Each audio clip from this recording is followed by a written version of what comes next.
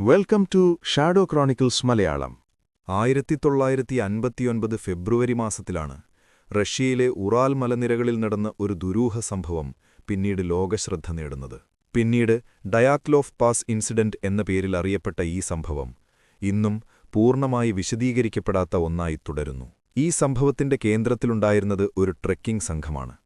9 പേരടങ്ങുന്ന ഈ സംഘം എല്ലാവരും പരിചയസമ്പന്നരായ മലയാത്രക്കാരായിരുന്നു. കഠിനമായ കാലാവസ്ഥയും അപകടകരമായ വഴികളും ഇവർക്ക് പുതിയതല്ലായിരുന്നു.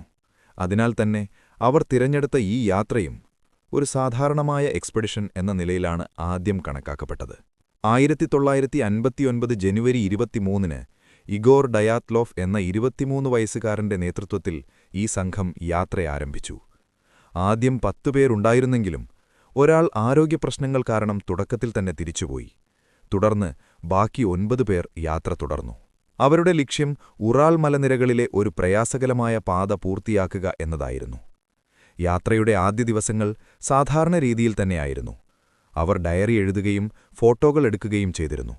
അതിൽ നിന്നും സംഘത്തിലെ ആളുകൾക്ക് ആത്മവിശ്വാസമുണ്ടായിരുന്നുവെന്ന് മനസ്സിലാക്കാം. ജനുവരി 31-ന് അവർ ഖൊലാഡ്സ്യാക്കിൽ എന്ന മലയുടെ ചരിവിൽ ക്യാമ്പ് സ്ഥാപിച്ചു. ഈ പേരിന് ഡെഡ് മൗണ്ടൻ എന്ന അർത്ഥമുണ്ടെന്നത് പിന്നീട് പലർക്കും കൗതുകമുണർത്തിയ കാര്യമാണെങ്കിലും അന്നത്തെ സാഹചര്യത്തിൽ അതൊരു സാധാരണ നാമമെന്ന നിലയിൽ മാത്രമാണ് കണക്കാക്കപ്പെട്ടത്. അതിനുശേഷം സംഘത്തിൽ നിന്ന് പുറത്തേക്ക് യാതൊരു വിവരവും ലഭിച്ചില്ല. ആദ്യം ഇത് വലിയ ആശങ്കയുണ്ടാക്കിയില്ലെങ്കിലും നിശ്ചിത സമയത്തിനുള്ളിൽ അവർ മടങ്ങിയെത്താതിരുന്നതോടെ അന്വേഷണം ആരംഭിക്കുകയായിരുന്നു. ഫെബ്രുവരി 26-ന് തിരച്ചിൽ സംഘം ആ പ്രദേശത്തെത്തി. അവർക്കാദ്യം കണ്ടെത്തിയത് ടെന്റാണ്. എന്നാൽ ടെന്റിന്റെ അവസ്ഥ അസാധാരണമായിരുന്നു. അത് പുറത്തുനിന്നല്ല, അകത്തുനിന്ന് തന്നെ കീറിയതായിരുന്നു. ടെന്റിനുള്ളിൽ ഷൂസുകളും ജാക്കറ്റുകളും ഭക്ഷണസാധനങ്ങളുമെല്ലാം അതേപടി ഉണ്ടായിരുന്നു. അതായത് സംഘം അടിയന്തിരമായി പുറത്തേക്ക് പോയതായി വ്യക്തമായിരുന്നു.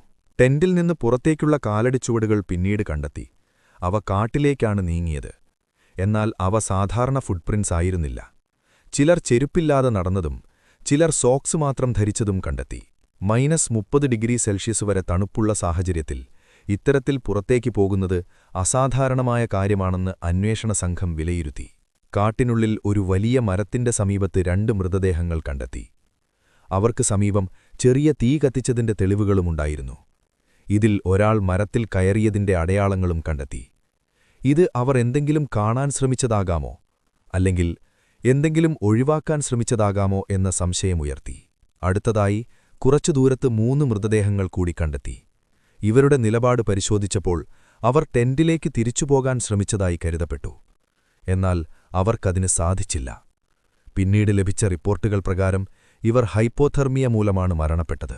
ഇതോടെ സംഭവം സാധാരണ അപകടമായി കണക്കാക്കാമെന്ന തോന്നലുണ്ടായിരുന്നെങ്കിലും മാസങ്ങൾക്ക് ശേഷം കണ്ടെത്തിയ മറ്റു 4 മൃതദേഹങ്ങൾ കേസിനെ വീണ്ടും ദുരൂഹമാക്കി. ഇവ മഞ്ഞിനടിയിൽ നിന്നാണ് കണ്ടെത്തിയത്. ഈ 4 പേരുടെയും ശരീരത്തിൽ ഗുരുതരമായ പരിക്കുകളുണ്ടായിരുന്നു. ഒരാളുടെ സ്കൾ പൊട്ടിയിരിക്കുകയും 2 പേർക്ക് നെഞ്ചുഭാഗത്ത് ശക്തമായ ക്ഷതമുണ്ടായിരിക്കുകയും ചെയ്തു.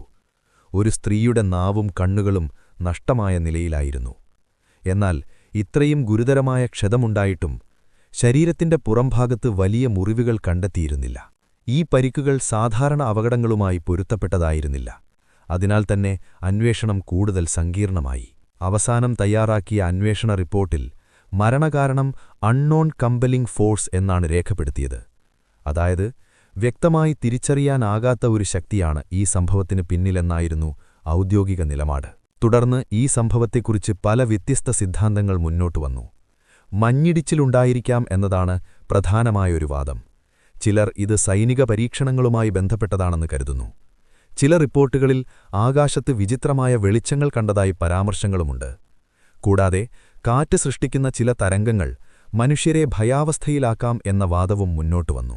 എന്നിരുന്നാലും ഈ സിദ്ധാന്തങ്ങളിലൊന്നും എല്ലാ സാഹചര്യങ്ങളും പൂർണ്ണമായി വിശദീകരിക്കാൻ കഴിയുന്നില്ല. അതുകൊണ്ടുതന്നെ ഈ സംഭവം ഇന്നും പൂർണ്ണമായി പരിഹരിക്കപ്പെട്ടില്ലെന്ന നിലപാടാണ് പൊതുവെ സ്വീകരിക്കപ്പെടുന്നത്. ഇന്ന് ആ പ്രദേശം ഡയാത്ലോഫ് പാസ് എന്ന പേരിൽ അറിയപ്പെടുന്നു. സംഘത്തിന്റെ നേതാവായ ഇഗോർ ഡയാത്ലോവിന്റെ പേരിലാണ് ഈ പേര് നൽകിയിരിക്കുന്നത്. ഈ സംഭവം ഒരു സാധാരണ അപകടമോ, അല്ലെങ്കിൽ ഇതിനു പിന്നിൽ മറ്റെന്തെങ്കിലും കാരണമുണ്ടോ എന്ന ചോദ്യം ഇന്നും തുറന്ന നിലയിലാണ്. 1959-ലെ ആ രാത്രിയിൽ യഥാർത്ഥത്തിൽ എന്താണ് സംഭവിച്ചതെന്ന് വ്യക്തമാക്കാനാകാത്തതുകൊണ്ടുതന്നെ ഡയാത്ലോഫ് പാസ് ഇൻസിഡന്റ് ഇന്നും ലോകത്തിലെ ഏറ്റവും ദുരൂഹമായ സംഭവങ്ങളിൽ ഒന്നായി തുടരുന്നു.